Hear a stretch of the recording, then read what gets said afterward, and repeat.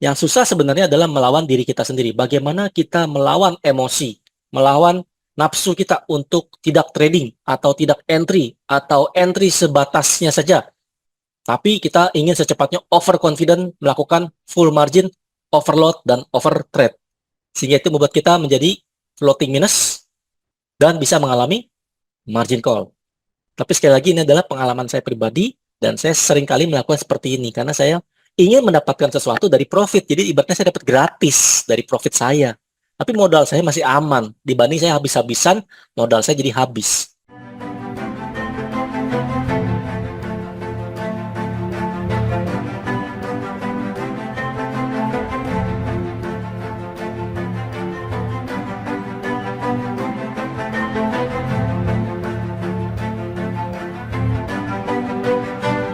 Halo rekan-rekan traders dimanapun Anda berada, terima kasih sudah bergabung kembali di YouTube channel saya, Joteng.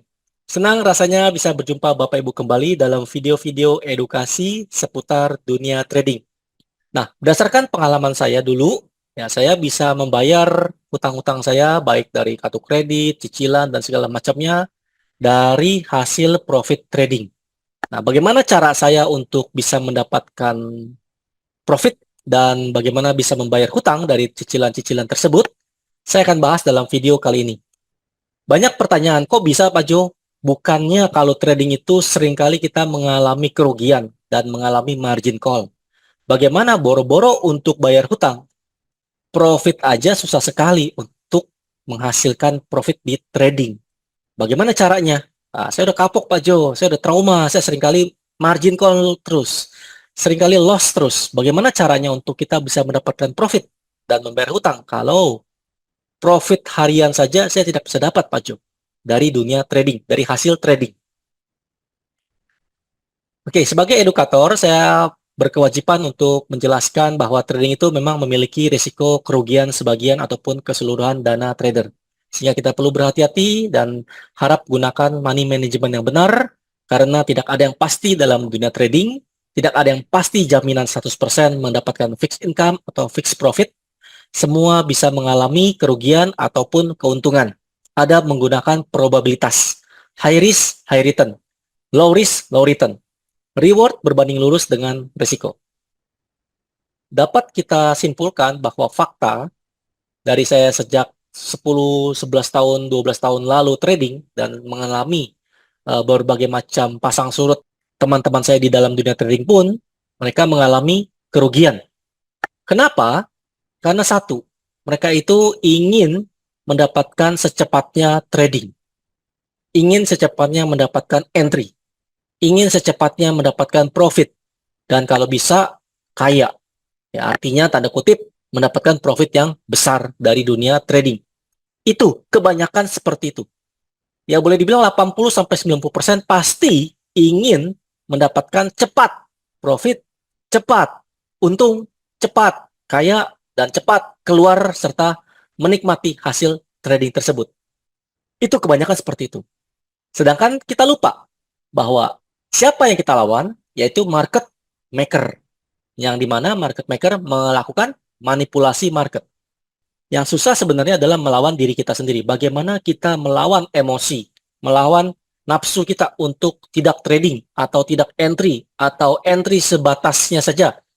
Tapi kita ingin secepatnya overconfident melakukan full margin, overload, dan overtrade. Sehingga itu membuat kita menjadi floating minus dan bisa mengalami margin call. Nah, contoh saya di dalam topik video kali ini memberikan pengalaman saya juga bagaimana dulu saya melakukan ini dan sampai sekarang pun saya kadang-kadang juga kalau beli sesuatu cicil kartu kredit dan saya bisa bayar kartu kredit tersebut dengan cara seperti ini. Siapa tahu sekali lagi Bapak Ibu, cara saya ini berguna dan menjadi ide Bapak Ibu bisa ditiru, bisa dimodifikasi sesuai dengan kebutuhan masing-masing dan sikon masing-masing. Contoh ya, saya ini mengambil contoh kartu kredit saja deh. Yang paling gampang, yang paling mudah, yang paling umum. Ya, setiap orang mungkin memiliki kartu kredit. Ya, mungkin banyak yang memiliki kartu kredit. Lalu kita juga bingung bagaimana untuk membayar kartu kredit tersebut. Karena kalau kita telat bayar, bunga denda keterlambatan tersebut itu sangat tinggi sekali. Ya, hampir 2%. Jadi kalau dihitung setahun itu mendekati 21 sampai 24%. Itu kalau dendanya saja atau bunganya saja. Belum lagi kalau berdasarkan amount-nya, jumlahnya, dan ada lagi yang lain-lain segala macam ya. Jadi banyak sekali hutang-hutang itu ngegulung kayak snowball ya, kayak bola salju. Semakin Anda bayar minimum payment saja, itu nggak mengurangi banyak sekali, mengurangi sedikit sekali hutang Anda. Jadi lama-lama itu makin besar, akhirnya mengalami over limit. Over limit, akhirnya Anda akan disamperi oleh debt collector. Ya, jangan sampai Bapak Ibu mengalami hal tersebut.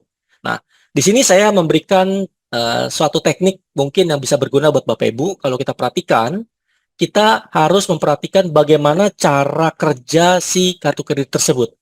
Ya, sekali lagi ini saya nggak expert di kartu kredit, tapi saya berdasarkan pengalaman saja, dan saya hitung rata-rata, biasanya tuh kartu kredit itu bunganya itu 1,7%, bahkan bisa lebih, tergantung kartu kreditnya masing-masing.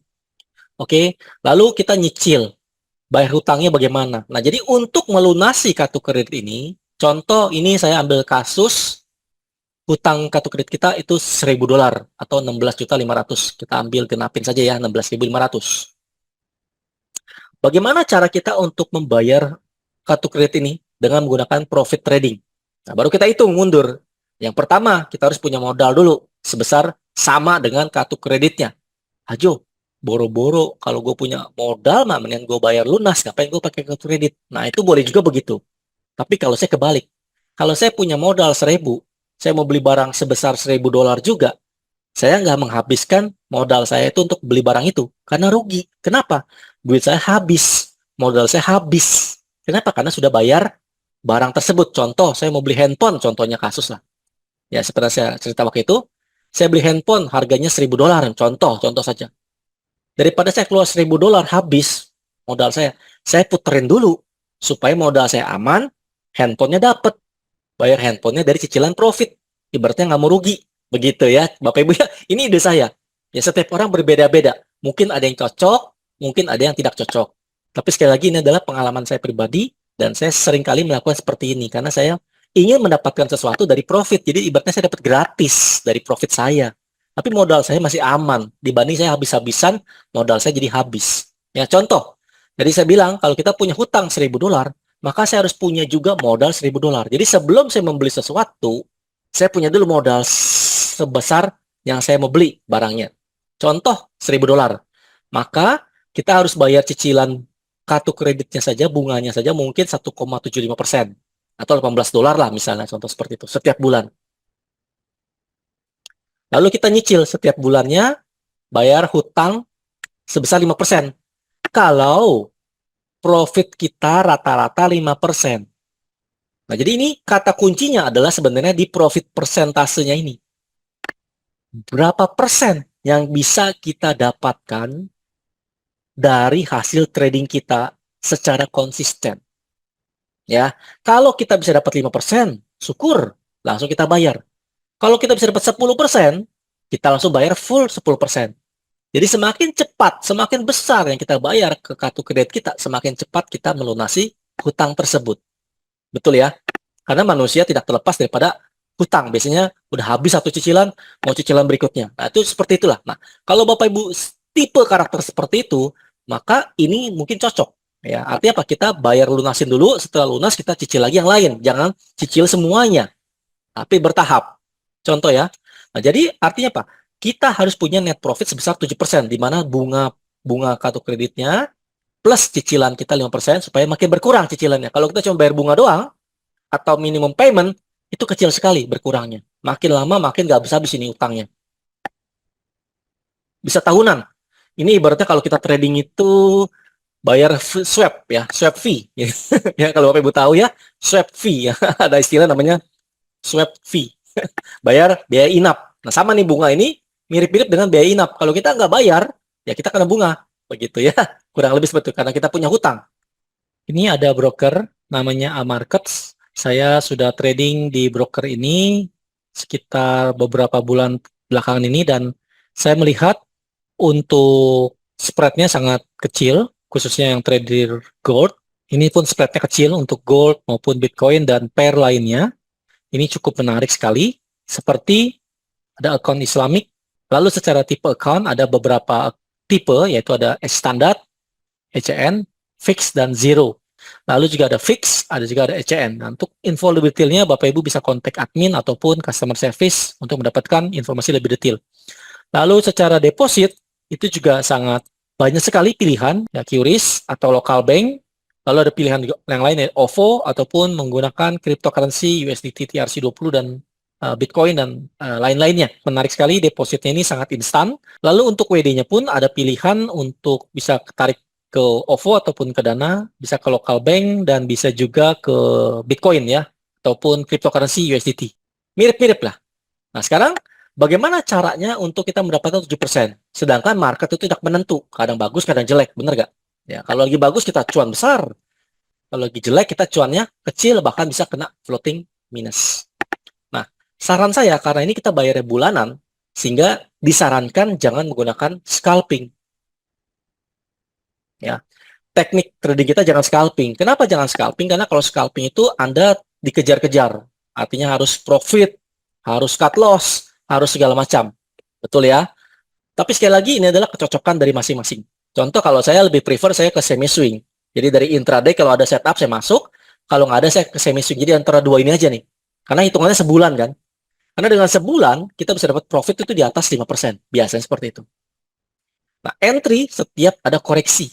Kalau nggak ada koreksi jangan entry. Jadi no setup, no entry. Ya artinya no setup, no entry. Lalu selalu searah dengan arah market di TF besar. Kalau saya melihatnya di H4, D1 sampai weekly. Ya. Lalu kita set and forget. Bagaimana caranya? Ya itu artinya kalau kita udah ambil posisi, misalnya contoh kita sell atau buy, maka kita pasang lotnya, money managementnya benar, lalu kita boleh lupakan. Artinya jangan dilihatin terus itu komputernya. Karena ini semi swing. Jangan dilihatin terus itu chartnya. Lupakan saja. Ini tips teknikal yang mungkin menjadi ide Bapak Ibu boleh digunakan. Siapa tahu ini cocok. Sekali lagi, disclaimer on ya Bapak Ibu ya. Disclaimer on. Nomor satu, kita menggunakan dua teknik yang gampang, yaitu Simple Moving Average Indicator. Bawaan dari MetaTrader 4 dan ini gratis. Ya, jadi ini indikator gratis dari MetaTrader. Ya, boleh digunakan. Boleh di TradingView atau di TradingView juga ada ya, TradingView juga ada, TradingView. Atau platform lainnya, boleh aja ya. Karena ini biasanya umum, Simple Moving Average 100 dan 200. Lalu jika 100 di atas 200 maka itu masih kondisinya bullish.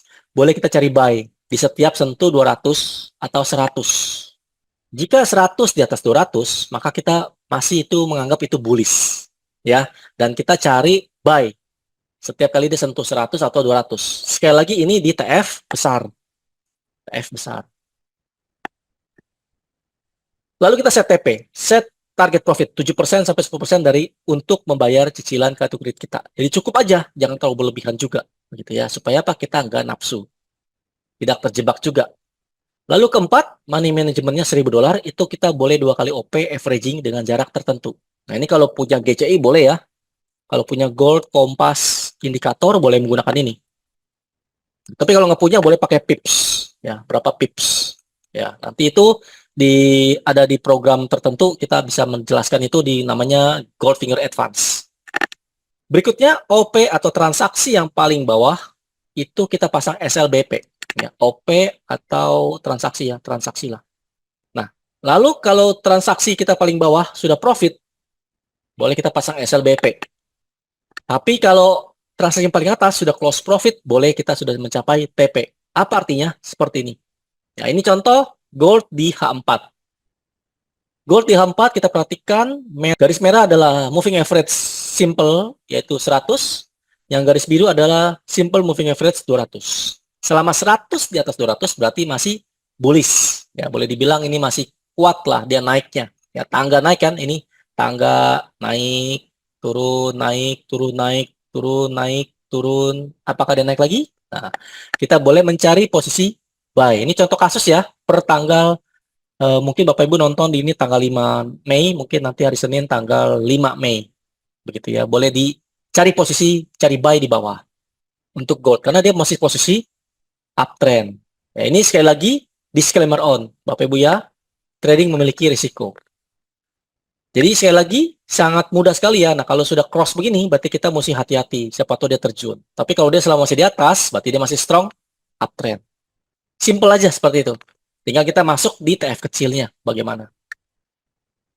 Nah, untuk lebih detailnya, biasanya kalau di grup GFA itu, teknik GFA ini yang saya pakai, ini intisari daripada gold. Ya, kita tahu area buy di mana, area sell di mana, kita tidak boleh sell di mana, kita tidak boleh buy di daerah mana. Ini sangat bagus sekali kalau kita seringkali bingung melihat arah market ataupun kapan saya mesti buy, Pak Jo. Saya buy sekarang kah atau saya sell sekarang kah untuk gold, trading gold. Bapak Ibu ya, jelas ya. Sekali lagi, ini saya ciptakan teknik ini berdasarkan pengalaman saya pribadi ya, menggunakan Goldfinger Advance. Siapa tahu ini berguna untuk Bapak Ibu yang mungkin masih mencari teknik-teknik tertentu. Nah, ini siapa tahu bisa berguna di kemudian hari. Nah, sangat mudah ya Bapak Ibu ya. Kalau kita perhatikan tekniknya cuma dua aja, yaitu simple moving average 100 dan simple moving average 200. Selama 100 di atas 200 berarti masih bullish trend. Dan sebaliknya jika 100 di bawah 200 berarti bullishnya sudah habis, mungkin masuk ke bearish. Artinya sudah mungkin masuk ke penurunan. Nah, tapi selanjutnya yang paling penting adalah money management, kemudian mental psikologi yang benar. Apakah takut floating plus gitu ya, takut ketarik lagi atau takut floating minus. Nah, itu semua dikembalikan kepada diri masing-masing. Tapi sekali lagi ini adalah teknik untuk semi swing, untuk membayar cicilan, kartu kredit ataupun bunga ataupun hutang-hutang lainnya. Sehingga ini teknik perlu Bapak Ibu yang sibuk bekerja, mungkin yang tidak punya waktu untuk melihat chart setiap saat, ini saya rasa cocok. Gunakan TF, misalnya M30 atau H1. Tapi sekali lagi itu lama ya. Tapi itu cocok untuk Bapak Ibu yang sibuk. Tinggal digunakan money management saja yang cukup dan lot yang sesuai dengan money management. Saya rasa itu aja video edukasi saya kali ini. Siapa tahu ini berguna untuk Bapak Ibu sebagai motivasi, sebagai ide baru, dan mungkin sebagai pemahaman baru dan bisa digunakan untuk tradingan Bapak Ibu. Semoga profit dari semua video-video edukasi saya ini. Dan tolong di-subscribe, like, di-share, serta dikasih komen untuk video-video saya edukasi ini. Sampai jumpa di next video. Saya Joteng. Sampai jumpa di kesempatan berikutnya. Terima kasih dan salam profit.